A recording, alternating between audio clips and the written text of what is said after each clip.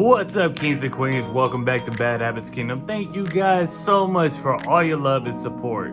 Tonight's video is gonna be a little different. I think I actually say that in every video. I say that literally in almost every video that it's gonna be different. But tonight's video is gonna be a little different. We're gonna take a trip down memory lane. The Hempsman Crew of Las Vegas 2006. It's been a long ass time since I called the Hempsman Crew. I haven't even said those words in forever. The THC Crew of Las Vegas. The Hempsman Crew was basically me and a group of my friends. I'm gonna tell you how the Hempsman Crew originally got started. And it turned out to be like 20, 40, 50 people at the end of it. So when I was about 14, 15, I started hanging out with a bunch of Crips. Basically, I was trying to be one of those white boys who thought he was gangster, listen to Tupac, talk like that was Eminem, old school Eminem. I mean the one where he had the accent and everything, not new school Eminem. I thought I was black. I wanted to be black. I acted black. I thought I was black probably at that point. I thought I was tough. I was getting into a lot of fights, and I was hanging out with a lot of Crips. Basically, my life was just in spiral. You know, I realized I was trying to be something that I'm not, that I wasn't myself, and things were getting out of hand. Now, I was originally part of a crew called OTC, known for Only the Chosen. Basically, OTC was connected to the Crip gang, and it was just a crew, and it was like 4 or 5 of us, and basically we just hung out with a bunch of Crips and stole vehicles. I really hope that, you know, the time has passed where they can't still press charges. I shouldn't have said that. Now, remind you, I was like 14, and we were stealing a bunch of Honda Accords and a Honda Civics, and really for no reason at all. We would literally go steal a car, have it for about 2-3 days, go steal another car, drive around for about 2-3 days, steal another car, and we kept doing that over and over and over. It was like pointless. After a while, heat started coming down pretty hard. Basically, we kept stealing cars around a certain area, and at 14, we weren't thinking like it's gonna get hot. You know, cops are gonna start knowing where these stolen cars are coming from. You know, we didn't think of that at all. Basically, the one guy that taught us how to steal a car, he got caught. A friend of mine that I grew up with, well, didn't grow up with, a friend of mine I was really close with, he got caught. And basically the whole crew, when I wasn't there, got chased by a bunch of cops. Now, I remember the last Honda Accord I actually had. I parked it at an elementary school that was right down the street from my house. And I actually saw one of my, crew members from OTC. He was walking up. He was actually part of the Crip gang by this time. And he was walking up, and I said, look, I had the car for 2 days. Don't touch it. Don't go near it. It's hot. It's low on gas. Don't go near it. No, I'm not going to touch it, man. I'm not going to touch it. I'm not going to touch it. Don't worry about it. 4 days go by, and I run into his sister, and she is flipping out on me. She was yelling at me saying, you got my brother locked up. He's going to prison. All this stuff. And I'm like, what the fuck are you talking about? Come to find out, this idiot took the car that I told him not to take, went and put gas in the stolen car. Who the hell puts gas in a stolen car? And basically was driving around the neighborhood, the main streets, and ended up going to the Meadows Mall in Vegas. He ends up driving around, hollering at girls out the window, and like hits 4 or 5 parked cars, like just skidding them out. Then all of a sudden, people are like yelling at him to stop. You know, it's the Meadows Mall, summertime, people all over the place. And cops show up, he gets busted. His family goes to visit him in jail. They're yelling at him why he stole the car. He said he didn't steal the car, I did. That's when our car stealing days were done, you know. The guy that taught us got caught. Our friends are getting chased. Another one got caught. You know, we're done. We're done. It's really to the point where, why are we even doing it? After that, I was really at home a lot, never went out, and I was kind of trying to get away from like the Crip gang and OTC scene and trying to be something I'm not. I was really trying to find myself. And I'm at the elementary school one night. It's about 8 o'clock at night. And I run into 2 of my childhood friends that I knew since I was like 6 years old. Their names are Cliff and Joel. They just happened to be at the school at this time. And the last time I saw them, I think, was like in junior high at this point. I haven't seen them in like 2 years. Now, when Cliff and Joel and I, when we were kids in elementary school, we were actually really good friends. You know, we played on the playground, we played baseball together. I stayed at night at Joel's house. We were on the same baseball team. But when we got to junior high, they went into the skateboard stuff, and I went into wannabe gangster type stuff. Then after everything went on, we found, just met up at the school at the same time. Like, we never planned on meeting up with each other. We just saw each other and started talking, and then they started a crew before. They actually started a crew called FTK, which was the 420 crew. And I guess that crew was getting into like gangbanging itself. And that's not why they started a crew. They started a crew just to really smoke weed, have a good time with their friends. And it turned into something where they don't want it to. And we literally just clicked right away. Out of nowhere. I haven't seen them in years, and we just became best friends, like right off the bat. Like we just saw each other yesterday. So it was me, Cliff, Joel, Little Joe, the Henchman crew. We were the four fathers, the founding fathers of the Henchman crew. And basically it took off from there. We weren't one of those crews that were like trying to fight people or gangbang or anything like that. Basically, we were just all about friendship, smoking weed, and having a great time. And I will say this, that was by far the best time of my life. 16, 17 years old, living at home, all of us work at the same place together. We never really had a lot of money, but we always had marijuana. We always had other things. We were always hanging out, and it was a blast. We would throw parties. We would go camping. We would go to the pool hall. We would go bowling. It was a fucking blast when I think about it. It was a fucking great fucking time. I do miss it. I'm not gonna lie. I do miss it. When you're 17, you don't have rent. You don't have kids. You don't have wives. Well, Cliff kind of had a wife, but still, it was a great time. I'm gonna talk about Cliff first. Cliff is someone I really admired. I looked up to him a lot. I had a lot of respect for Cliff. I haven't talked to him in years, and I still have a lot of respect for him. Out of everybody in the crew, Cliff was the only one that looked at the future. None of us were looking at the future. We were all like day by day. Cliff knew what he wanted. He found the love of his life at a very young age. I think he's been with his wife since they were like 14, 15 years old. And did it. I really have a lot of respect for him. I admire him. I look up to him. I mean, he's really amazing. He's one of those guys that I want him to be proud of type guys. You know what I mean? He's definitely super smart. Incredibly smart, book smart, street smart as well. He's probably the only person I know that is really, really, really book smart and really street smart as well. He had both of them. This guy could probably do every math question in a math book and also smoke a pound of weed with you and take some mushrooms, a line of coke, and everything, and you would never know. Honestly, he's a great guy. Honestly, like he definitely is someone I really look up to. He's an awesome person, great father, amazing husband.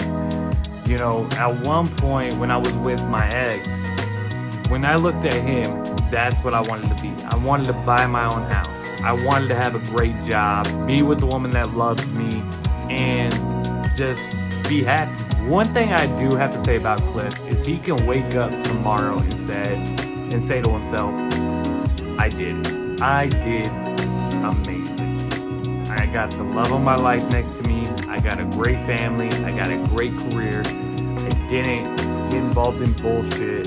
I didn't listen to my friends. We were giving him a hard time for a long time because at the time, he wasn't married to her. They were just boyfriend and girlfriend. So we were like, dude, come on. You're not smoking weed anymore. Come on, hang out with the boys. Nah, I gotta go see my girl. Come on, man. You're pussy whooped.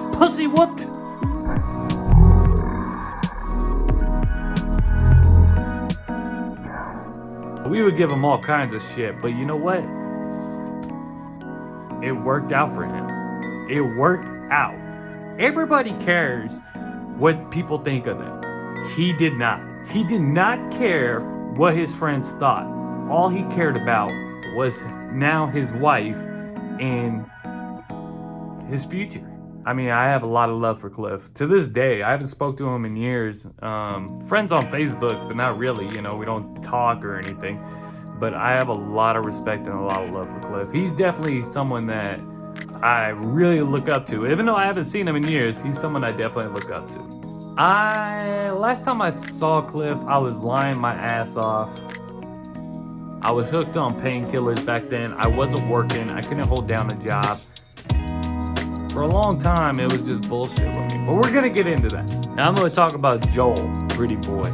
Joel was definitely the ladies' man out of the group. Him and Cliff were really close. I think Joel just pulled away a little bit. All the girls love Joel. Don't get me wrong, he's a good-looking guy. He's Italian. I mean, he could have got almost any girl he wanted, pretty much. I mean, all the girls thought Joel was hot. He used to wear his hat like way down here, and a little SRH spade and cottonmouth hat. I mean, he pulled it off, I gotta say. I mean, and one thing about Joel, he didn't want to be a leader, but I would say him and Cliff were definitely the leaders of the crew, but Joel was just a little bit more. And this is how I'm gonna explain it. Joel didn't want to be a leader of anything. He didn't want to be a leader. He's like, I'm not the leader of nothing. We're all just friends. But I would say it like this. Every time Joel would talk, everybody in the room would shut up to listen to him. That's how it was for Joel. You know, he's easy to draw people in just by his personality, just by being himself. You know, he didn't want to be a leader of anything. He didn't want, you know, he was just himself. And he was straight up forward. You know, if something was bothering him, he would let you know. Joel was someone I definitely really admired. He was definitely street smart, definitely knowledge, and honestly, when it came to the ladies, I definitely looked up to Joel in that part. I mean, this guy, he barely even talked loud. He had a very low, soft voice, and just pulled him. And by far, probably to this day, the only one I could see smoke like crazy. I don't know anyone that was able to outsmoke Joel. Anybody.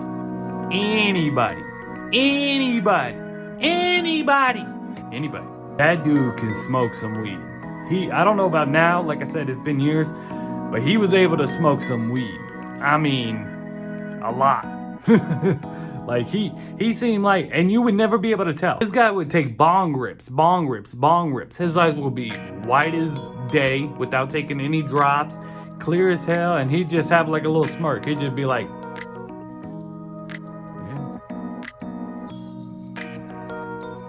rolling.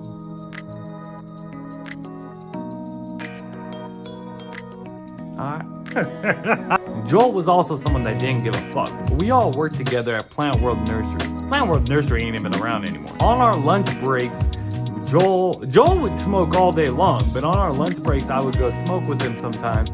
I would be super stoned where like I couldn't even like work. I had to like go hide in the back and say I was sick in the bathroom or something. Joel would be on a forklift picking up plants, just crazy stone and totally fine.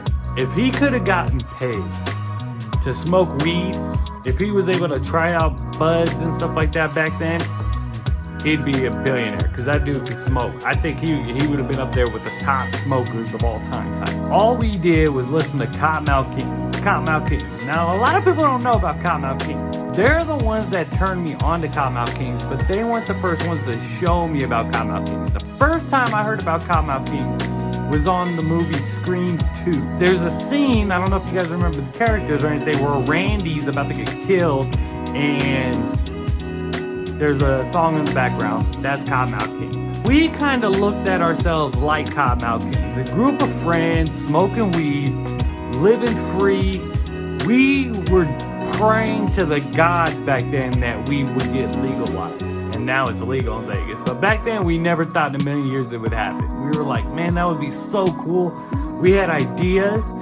Basically, we used to get paid every Friday. This is how payday went. Paychecks were like $250, $300. We would go cash our checks, go right to the smoke shop, buy new pipes, bongs, steamrollers, papers, pack of cigarettes. Back then, a pack of cigarettes were $3 even. $3 for a pack of marbles.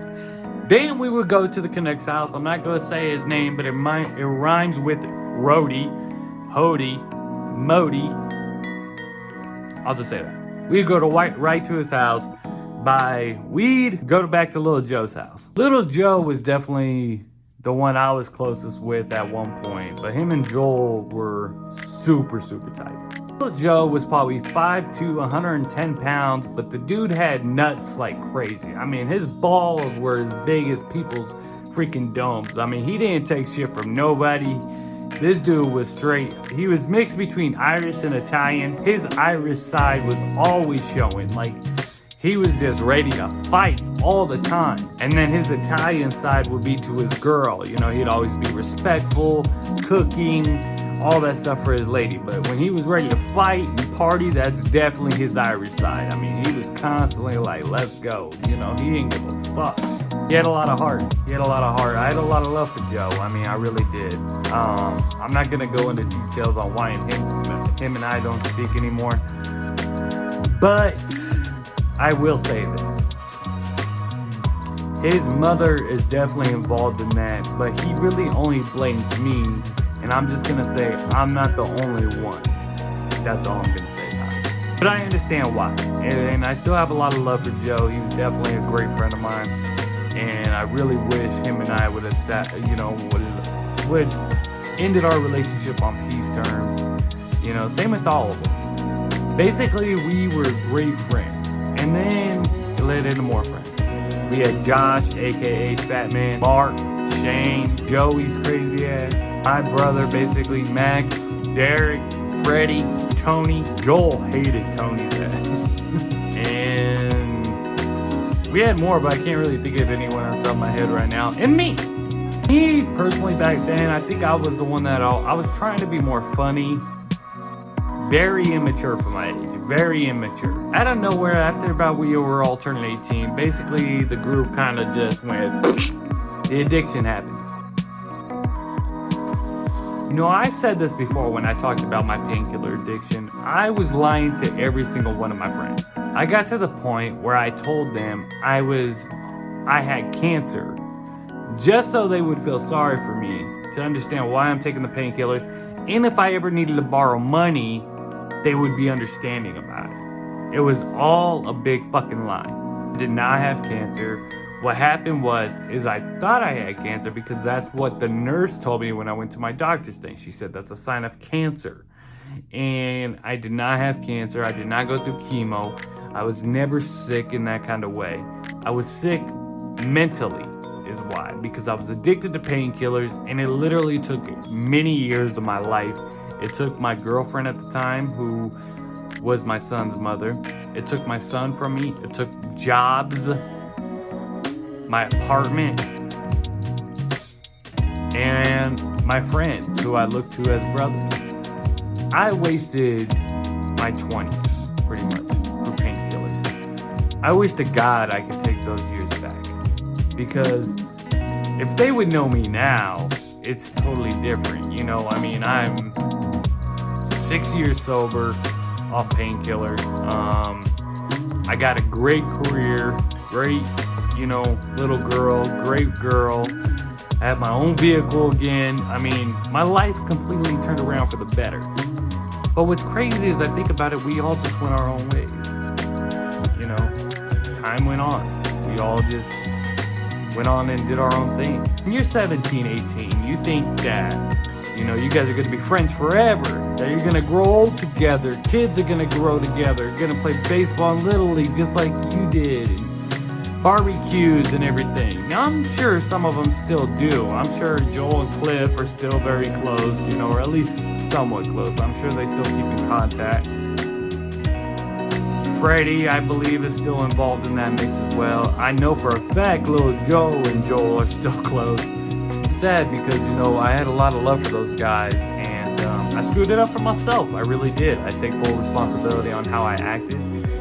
Mark, is someone that I lied to. I basically to get money from. I actually saw him about 2 years ago at a barber shop. I'm actually friends with him on Facebook as well. He just actually had a little girl. Congrats to him, or a little boy, child. I know he had a child. I don't know if boy or girl, but I know he had a child. Congrats to him. He definitely came a long way too.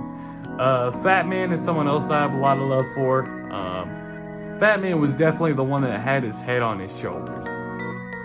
Easygoing guy, great guy. I mean, to the bone. You know, very respectful.